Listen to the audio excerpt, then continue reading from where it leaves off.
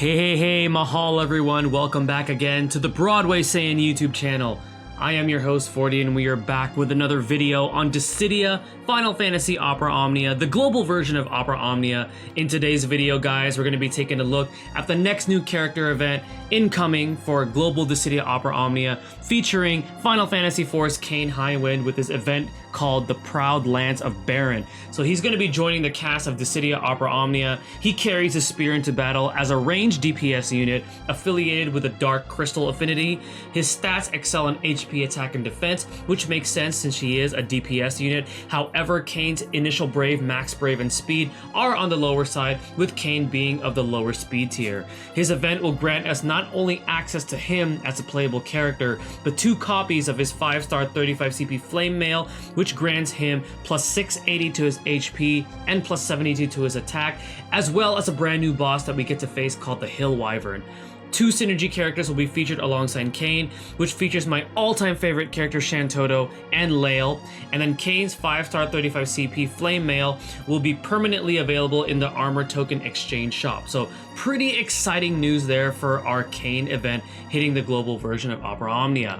So Kain has 2 abilities, his first one being Jump 3. This increases his Brave first based on 50% of his attack stat, and then times 1.2 before Kain inflicts an HP attack. This also grants Kain the unique buff Pride of the Dragoon for 2 turns. This unique buff raises his max Brave and attack by 30% for 2 turns. His command ability 2 is called Gungnir. This is going to be a 1-hit range Brave plus HP attack with a damage modifier of 60%. And then he has a special command, which is Jump. So this is in the condition that Pride of the Dragoon unique buff is active. This is going to change Kain's Brave attack to Jump, which is a 1-hit range Brave attack. So very, very cool for Kain. They really focus on him using his Jump command as a way to deal damage. So his crystal passives are as follows: Jump 3 Light, Critical Speed Up, Break Speed Up, Gungnir Light, Brave Guard Up, Jump 3 Charge, Heavenly Assault, Gungnir Power Up, and the Soaring Dragoon. The ones that stand out for me the most is definitely Jump 3 Charge, so that way we have another usage for Jump 3. I like Gungnir Power Up because it raises the Brave damage dealt by Gungnir.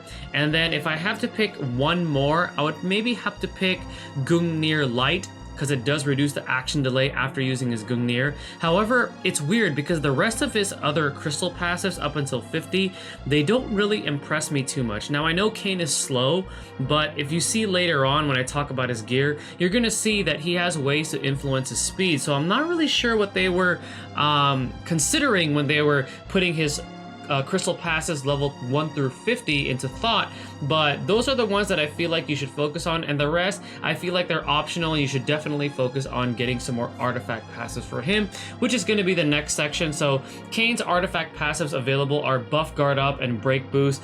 I'm not even really going to go into detail to those because obviously I feel like those are passives that he doesn't really need. However, as far as his unique ones, so his first one being Jump 3 Brave Gain, when it's at 1 star it grants him an additional 5% of his initial Brave after using Jump 3, and then when it's 2 star it grants him an additional 10% of his initial Brave after using Jump 3. And then his other one is Gungnir Power Up 1 star 2 star. 1 star powers it up by 5 star, 2 star powers it up by 10 star, or 10% I mean. So with that one, it's definitely going to be your definite choice for as far as going for his unique passives, because Gungnir does deal Brave plus HP. And then as far as his top 3 artifact passives, Attack plus 108, Gungnir Power Up 2 star, and Max Brave plus 330 is what you're going to want to use in building Kain.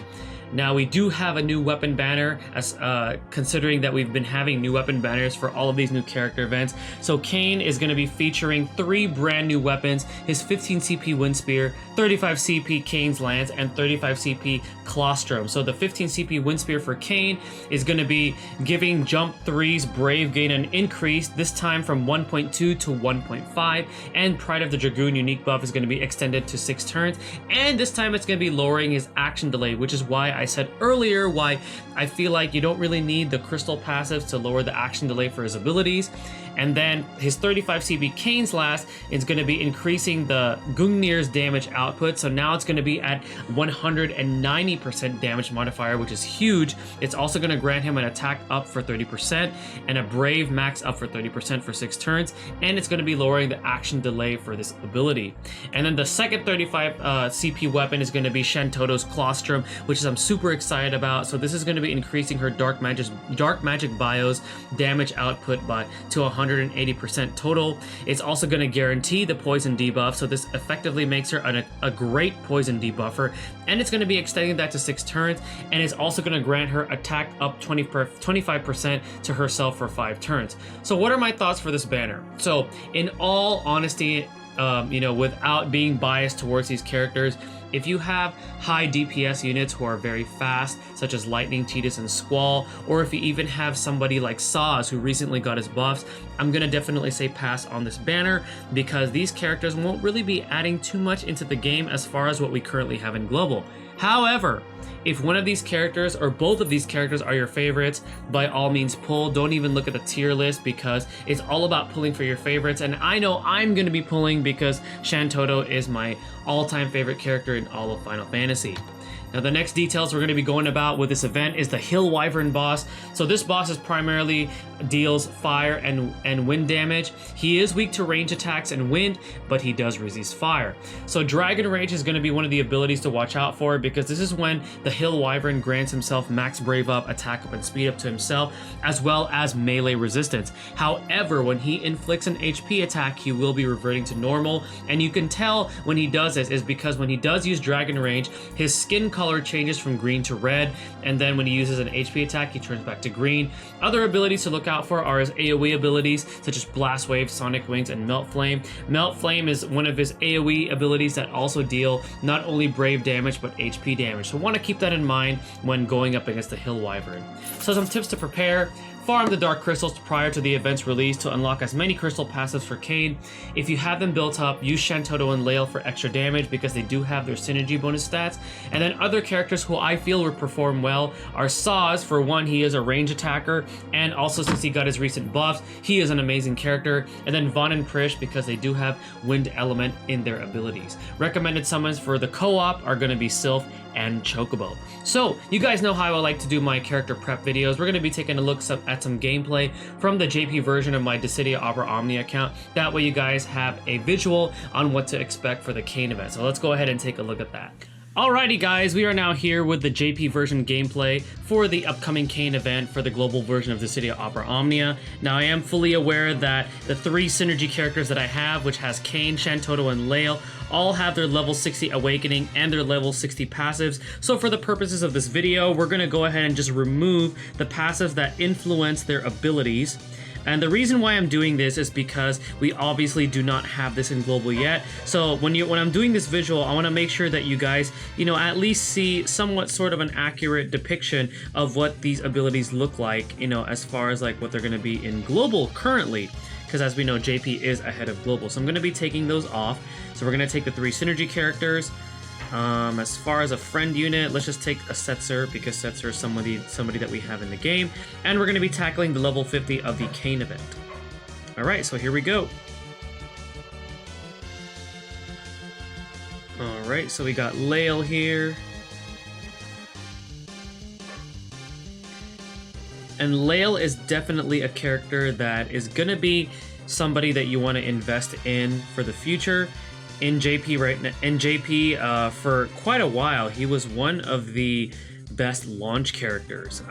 He was responsible for a ton of high scores with a bunch of future events that we have yet to see in global. So if you guys are looking for somebody to invest in, Lael is another character that you could do that for.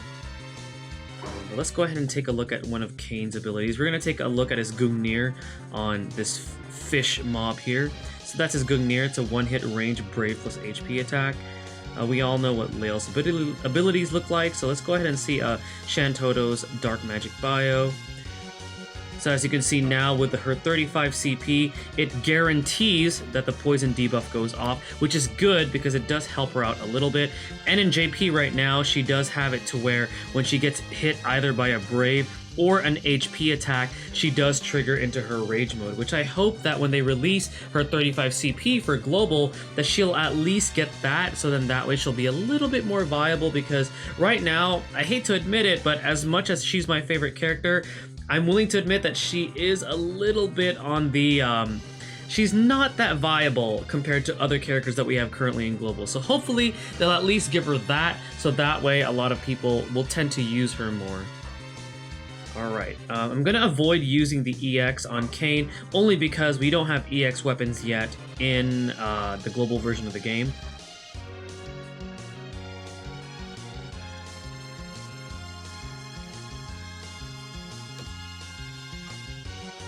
Go. So that's his jump 3.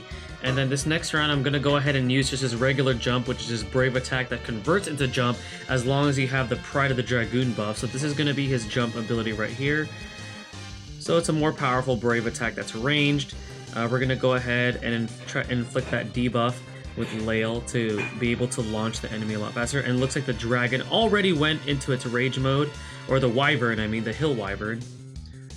Let's go ahead and do this. Gungnir, perfect. HP attack. Come here again.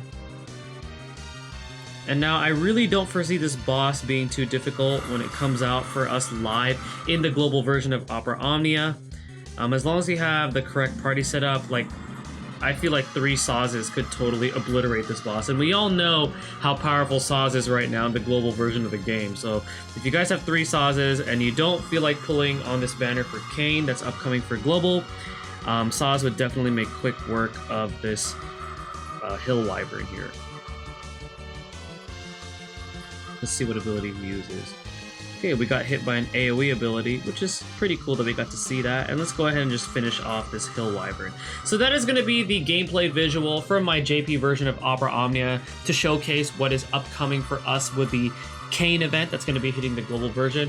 Hopefully you guys found that enjoyable and useful for you guys. Again, I do absolutely enjoy making these videos for you guys to prepare you guys for the upcoming character events. If you have any suggestions or ways that I could improve, I'm definitely all open to ears. Please leave them in the comment section below, or you could even tweet me or send them to me on my Facebook, or even if you're a part of my Discord, let me know on how I can improve these videos, so then that way you guys will definitely get, you know, your worth for whenever you watch these videos. So anyways guys, I am 40 the Broadway saying stay tuned for the next video, and mahal everyone.